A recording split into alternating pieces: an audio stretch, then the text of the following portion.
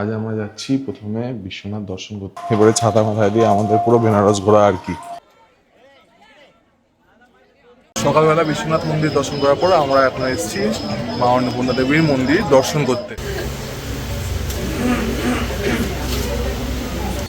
বেনারস ভ্রমণে আজকে আমরা দ্বিতীয় দিন এসেছি। 11 জন সদস্য মিলে আমরা আজকে যাচ্ছি দ্বিতীয় দিনে। আমরা সাইড গেট দিয়ে ঢুকেছিলাম মন্দিরে। মোবাইল, তারপরে ব্লগের ক্যামেরা, কোনো কিছু অ্যালাউড না। এখন যেটা ঘুরে এলাম সেটা হচ্ছে সত্যনারায়ণ তুলসী মানস মন্দির, মেন এন্ট্রান্স গেট। গেট বন্ধ হয়ে গেছে কারণ 12টা বেজে গেছে। আমি আজ অবধি অনেক মন্দিরে ঘুরেছি, কোথাও কিন্তু এরকম এক্সপিরিয়েন্স করিনি।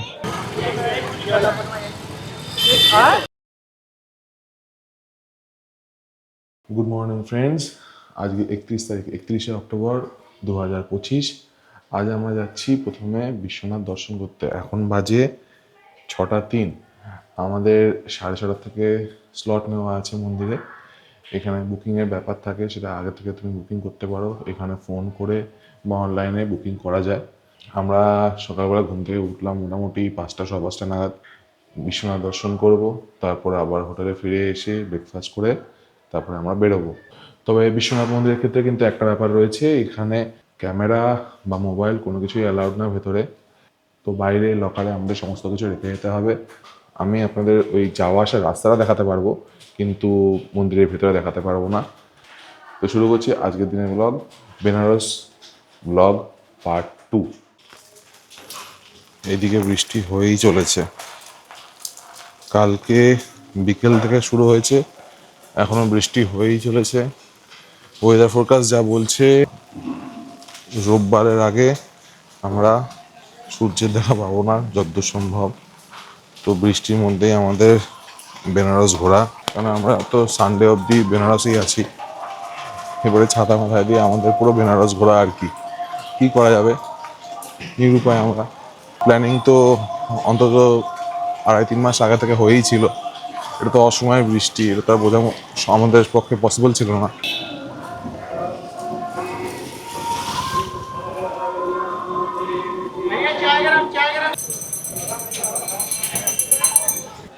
Shri Kashi Biswanath temple trust help centre. তো এখানে আমরা আমাদের সমস্ত মালপত্র রাখছি। এখানে একটা কথা বলার আছে, আমাদের প্রত্যেকটা টিমের এগেনস্টে একটা করে মোবাইল ভেতরে অ্যালাউ করা হচ্ছিল। এই মেন গেট দিয়ে ঢোকার পর ভেতরে আরেকটা গেট আছে, সেই গেটের বাইরে মোবাইল বা পার্স বা এরকম ওরা অনেক কিছু জমা রাখার জায়গা ছিল। উত্তরপ্রদেশের বারাণসীতে গঙ্গা নদীর তীরে অবস্থিত কাশী বিশ্বনাথ মন্দির হিন্দু ধর্মের অত্যন্ত পবিত্র ও প্রাচীনতম মন্দিরগুলোর মধ্যে অন্যতম, যা 12টি জ্যোতির্লিঙ্গের একটি। মন্দিরটির প্রাচীন ইতিহাস জানা দুষ্কর হলেও পৌরাণিক ও ঐতিহাসিক তথ্যমতে এটি কয়েক হাজার বছরের পুরনো। 11শ শতাব্দীতে রাজা হরিশ্চন্দ্র এটি পুনর্নির্মাণ করেছিলেন বলে জানা যায়। 1194 সাল থেকে 1669 সালের মধ্যে বেশ কয়েকবার বৈদেশিক আক্রমণকারীরা যেমন কুতুবউদ্দিন নাইবক, ফিরোজ শাহ তুগলক, সিকান্দার লোদি মন্দিরটি ধ্বংস করেন। ঔরঙ্গজেব 1669 সালে মন্দিরটি ধ্বংস করে সেখানে একটি মসজিদ, যা জ্ঞানরাবি মসজিদ নামে পরিচিত, সেটা নির্মাণ করেছিলেন। বর্তমান মন্দিরটি 1780 সালে ইন্দোরের মহারানী অহল্যাবাই হোলকার পুনর্নির্মাণ করেন। পরবর্তীকালে 1835 সালের মহারাজা রঞ্জিত সিং মন্দিরের শিখরে 1000 কেজি স্বর্ণ দান করেছিলেন। হিন্দু বিশ্বাস অনুযায়ী কাশীতে মৃত্যু হলে মোক্ষ লাভ হয় এবং বিশ্বনাথের দর্শন জীবনের পাপ নাশ করে। বর্তমানে 2021 সালে প্রধানমন্ত্রী নরেন্দ্র মোদী দ্বারা উদ্বোধনের পর এটি কাশী বিশ্বনাথ ধাম প্রকল্পের মাধ্যমে একটি বিশাল ও আধুনিক রূপ পেয়েছে। এই মন্দিরটি শুধু উত্তরপ্রদেশ নয়, পুরো ভারতের হিন্দু ভক্তি ও ঐতিহ্যের কেন্দ্রবিন্দু।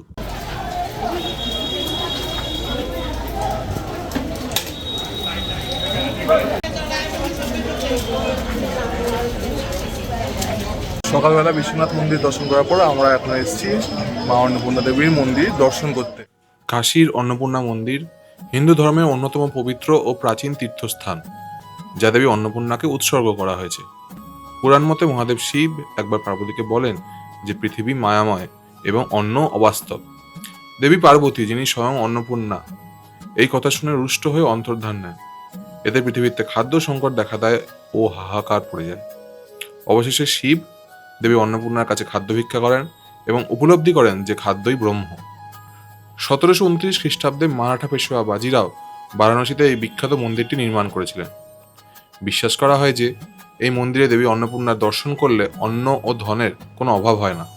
এই মন্দিরটি কাশী বিশ্বনাথ মন্দিরের খুব কাছে অবস্থিত এবং পৌরাণিক বিশ্বাস অনুসারে দেবী পার্বতী এখানে অন্নপূর্ণা রূপে বিরাজ করেন। Hello, back in action. এতক্ষণ আমাদের এই ব্লগের ক্যামেরাটা, আমার এই মাইক্রোফোন, বড় ব্যাগ, এমনি কোনো জিনিসপত্র, এমনকি বেল্টও আমাদের জমা রাখতে হয়েছিল। এবার ওই বিশ্বনাথ দর্শন করে তারপরে অন্নপূর্ণা মন্দির দর্শন করে আমরা বাইরে এলাম। বাইরে এসে এখন আমাদের ব্যাগপত্র জোগাড় করলাম। আমি আবার আমার ক্যামেরা অন করলাম।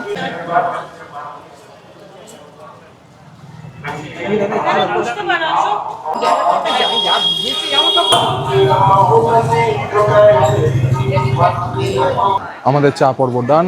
এবার আমরা খাবো কচুরি তরকারি। কচুরির একটা দোকানে এসেছি, বিশ্বনাথ চাট হয়ে জলপান। এসে গেছে আমাদের কচুরি।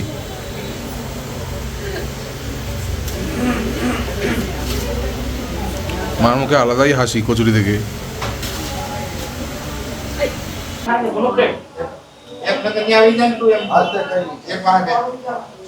ভালো। আবার শুরু হয়ে গেছে বিচ্ছিরি বৃষ্টি। আমরা খেয়ে দিয়ে রুমে গেছিলাম। বিশ্বনাথের মন্দিরে যেহেতু ছাতা নিয়ে যাওয়া অ্যালাউড ছিল না, তো আমাদের সবারই গা হাত পা ভিজে গেছিলো। তো মুছে ফ্রেশ হয়ে তারপর আমরা বেরোলাম। এখন আমরা কোথায় যাচ্ছি সেটা এক এক করে বলছি গাড়িতে উঠে।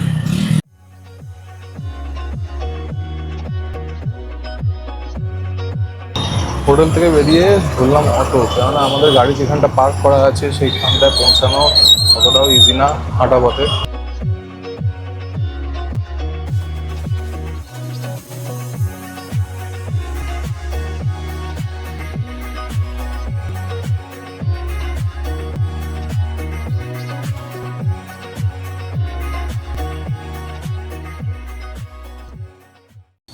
বেনারস ভ্রমণে আজকে আমরা দ্বিতীয় দিন এসেছি। 11 জন সদস্য মিলে আমরা আজকে যাচ্ছি দ্বিতীয় দিনে। তো আমরা আজকে ফার্স্টে কী কী দেখবো, আমরা আজকে প্রথমে 4টে মন্দির দর্শন করব। যেমন প্রথমে দুর্গা মন্দির যাব, তুলসী মানস মন্দির, সংকটমোচন মন্দির আর নতুন কাশী বিশ্বনাথ মন্দির যেটা হয়েছে ওটাতে ঘুরবো। কিন্তু এগুলো আমাদেরকে 12টার মধ্যে ঘুরতে হবে। আর তারপরে আমাদের প্রথমধ্যে আমরা লাঞ্চ পর্ব সেরে নেবো। আর দেন লাস্টে আমরা আজকের দিনের জন্য লাস্ট স্পট হচ্ছে রামগড় ফোর্ট, ওটা দেখে আজকের মতো আজকে আমাদের ইতি। আবার কালকে আমরা আবার শুরু করব। তো এতক্ষণ তোমরা যা কথা শুনলে হচ্ছেন সুরজিৎ দা, আমাদের ট্যুর অপারেটর দাদা দূর দিগন্তের। তো এখন আমরা প্রথমে যাচ্ছি দুর্গা মন্দির। তবে হ্যাঁ, শুরু করার আগে যদি প্রথমবার আমার চ্যানেলে এসে থাকো তাহলে লাইক অ্যান্ড সাবস্ক্রাইব করতে যেন ভুলো না। আর ভিডিওটা যদি ভালো লাগে তাহলে সবার সাথে শেয়ার করতেও যেন ভুলো না। সাবস্ক্রাইব বাটন দাবানোর সময় বেল আইকনটা অবশ্যই ক্লিক করে দেবে, যাতে আমি যখনই কোনো নতুন ভিডিও ছাড়ি সেটা ইনস্ট্যান্ট নোটিফিকেশন পৌঁছে যাবে তোমাদের কাছে।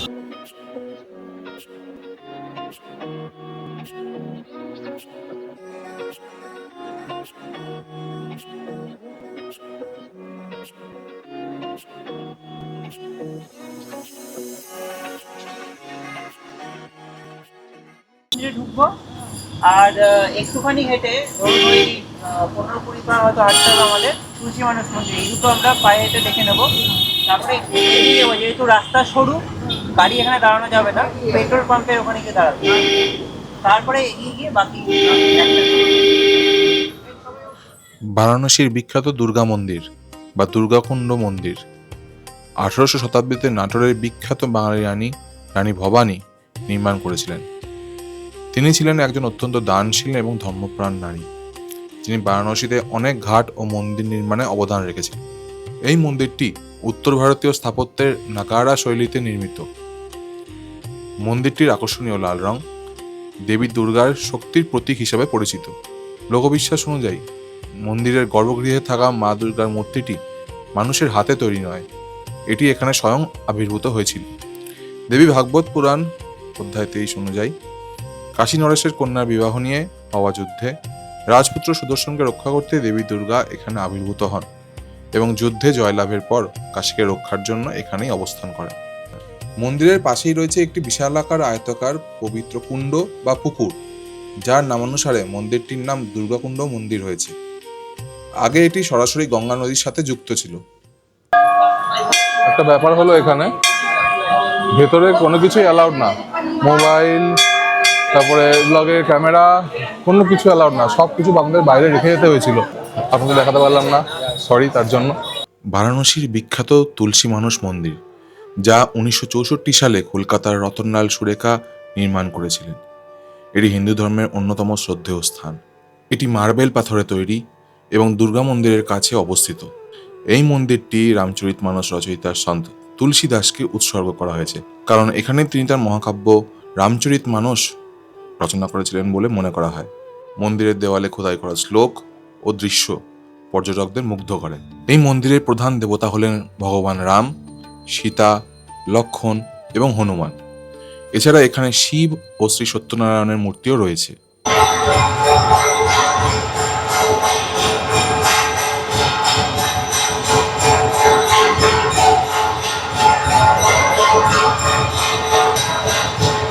আমরা চলে এসেছি তুলসী মন্দিরের ভেতরে।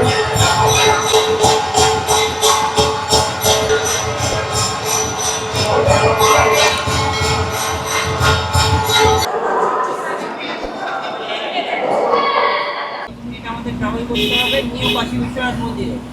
তো 12টার মধ্যে যেহেতু বন্ধ হয়ে যাবে, আমরা চেষ্টা করছি দুটোকে কভার আপ করার জন্য। তো এইটাতে আমরা 10 মিনিটের বেশি সময় দেবো না, 10 মিনিটের মধ্যে আমরা গাড়িতে উঠবো। এবার আমরা কোথায় যাচ্ছি বললাম? সংকটমোচন। সংকটমোচন মন্দির।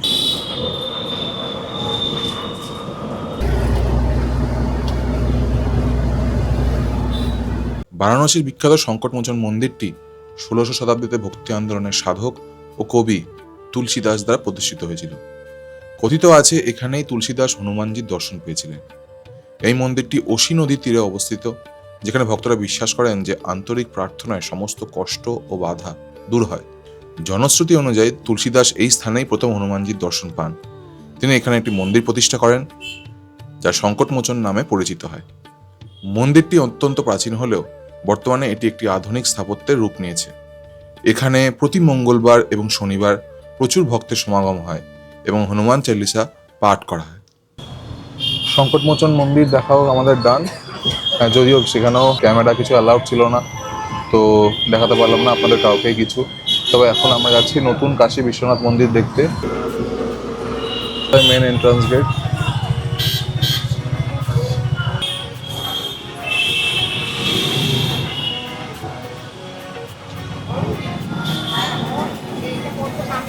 বেনারস হিন্দু ইউনিভার্সিটি, এদিক দিয়ে, তার মানে এটা যাওয়ার রাস্তা। আমরা এদিকে যাচ্ছি না, আমরা যাচ্ছি এদিকে।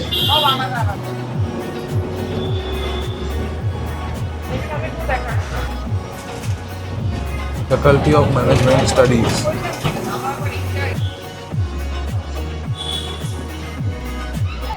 বেনারস হিন্দু বিশ্ববিদ্যালয় ক্যাম্পাসে অবস্থিত নতুন কাশী বিশ্বনাথ মন্দির, যা বিড়লা মন্দির নামেও পরিচিত।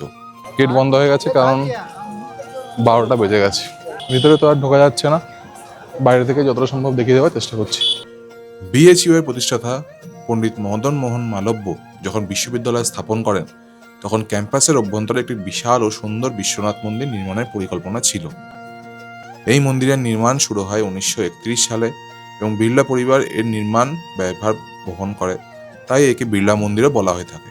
বিশ্বনাথ মন্দিরের এই নতুন সংস্করণটি তৈরির উদ্দেশ্য ছিল গঙ্গার তীরের মূল মন্দিরের ভিড় এড়িয়ে একটি শান্ত, পরিচ্ছন্ন এবং মনোরম পরিবেশে দর্শনার্থীদের শিবের পূজা করার সুযোগ করে দেওয়া।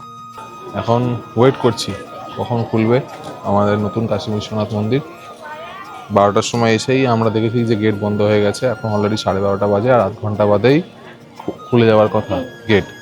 1টার সময় আবার খোলা কথা, 1টা থেকে রাত্রি 9টা অবধি খোলা থাকবে। এটি আধুনিক স্থাপত্যের একটি চমৎকার উদাহরণ। এর উচ্চতা প্রায় 252 ফুট, যা একে বিশ্বের অন্যতম উঁচু মন্দিরে পরিণত করেছে। যদিও এই নির্মাণ কার্য অনেক আগে শুরু হয়েছিল, কিন্তু সম্পূর্ণ মন্দিরটি দর্শনার্থীদের জন্য 1966 সালে খুলে দেওয়া হয়। এই মন্দিরটি শুধুমাত্র শিবের নয়, বরং এর গম্বুজের নিচে 9টি ভিন্ন ভিন্ন মন্দির রয়েছে, যেখানে বিভিন্ন দেবদেবীর মূর্তি স্থাপন করা হয়েছে। চলে এসেছি আমরা মন্দিরের ভেতরে। হেঁটে কিছুটা রাস্তা, জুতো বাইরে খুলে রাখতে হলো অবভিয়াসলি, জুতো রাখার আলাদা জায়গা রয়েছে এখানে।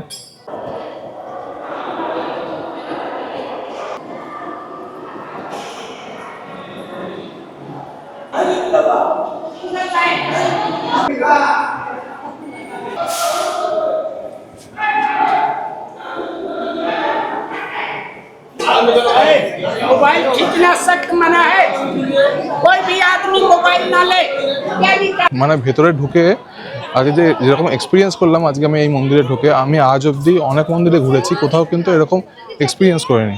প্রথমে বাইরে দিয়ে মেয়েদের আলাদা লাইন, ছেলেদের আলাদা লাইন, তারপরে ভেতরে এবার সব জায়গায় হয়ে গেল। তারপর আবার মেন মন্দিরে ঢোকানোর পর মেয়েদের আলাদা লাইন, সেই মেয়েদের আলাদা লাইনটিকেই একমাত্র গর্ভগৃহের সামনে নিয়ে যাওয়া হচ্ছে। ছেলেদের কোনো লাইন নেই, ছেলেদের ওই মেয়েদের লাইনের মধ্যে দিয়ে ঢুকে ঠাকুরকে প্রণাম করতে হবে। বাইরে কোথাও কিন্তু লেখা নাই যে ফটোগ্রাফি অ্যালাউড না। ভেতরে ওই যেখানটায় গর্ভগৃহ সেখানে ছোট্ট করে লেখা ফটোগ্রাফি নট অ্যালাউড। আর ওনাদের যেরকম বিহেভিয়ার, দুর্দান্ত বিহেভিয়ার, কিছু বলার নেই। আর আমি বলবো যদি বেনারসের বিশ্বনাথ মন্দির দর্শন করে থাকেন তাহলে এই নতুন বিশ্বনাথ মন্দির খুব যে দর্শন করার দরকার আছে তা না। মানুষজনের চরম অব্যবহার, চরম অভদ্রতা ছাড়া এখানে আর কিছু দেখার নেই।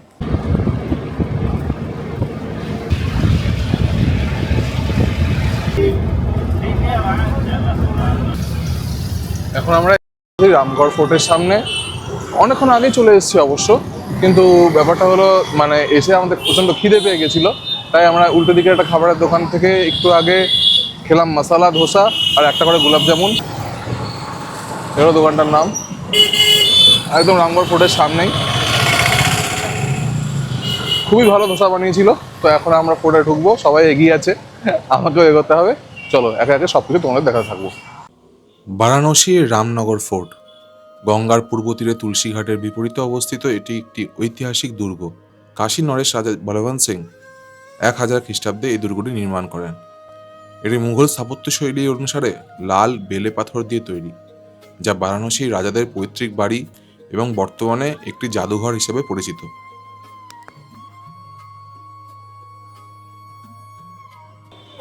আমাদের যিনি ট্রাভেল গ্রুপ অপারেটর আর আমার মা বাবা আরও কয়েকজন মিলে গিয়ে এখন টিকিট কাটছে।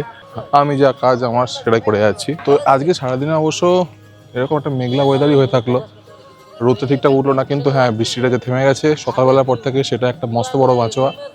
দুর্গের অভ্যন্তরে একটি জাদুঘর আছে, যেখানে পুরনো পালকি, ভিন্টেজ গাড়ি, বর্ম, রেশমি পোশাক এবং একটি বিশেষ জ্যোতির্বিজ্ঞানের ঘড়ি সংরক্ষিত আছে।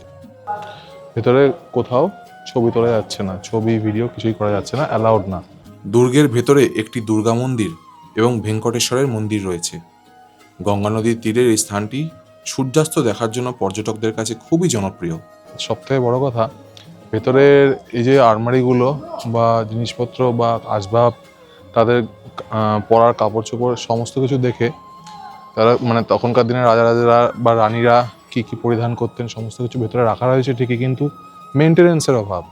কোনো লাইট নেই, নোংরা হয়ে আছে, টিম করে আলো জ্বলছে, খালি চোখেই পরিষ্কার বোঝা যাচ্ছে না তো ক্যামেরায় কী তুলবো। এরা আবার তারপর দিয়ে রেখেছে ফটোগ্রাফি নট অ্যালাউড, জরিমানা 500 টাকা। আমি যদি জোর করে তুলতেও যেতাম তাহলেও কিছু পেতাম না। আজকে আলোটা যদি ভালো থাকতো, ছবিগুলো বা ভিডিওগুলো আরও সুন্দর আসতো, আপনাদের অনেক ভালো কোয়ালিটির আউটপুট দেখাতে পারতাম, কিন্তু পসিবল হচ্ছে না।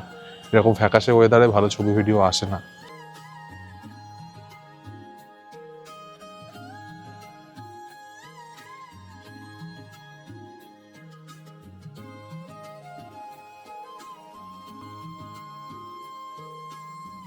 তো আজকের মতো আমার ব্লগ এই পর্যন্তই।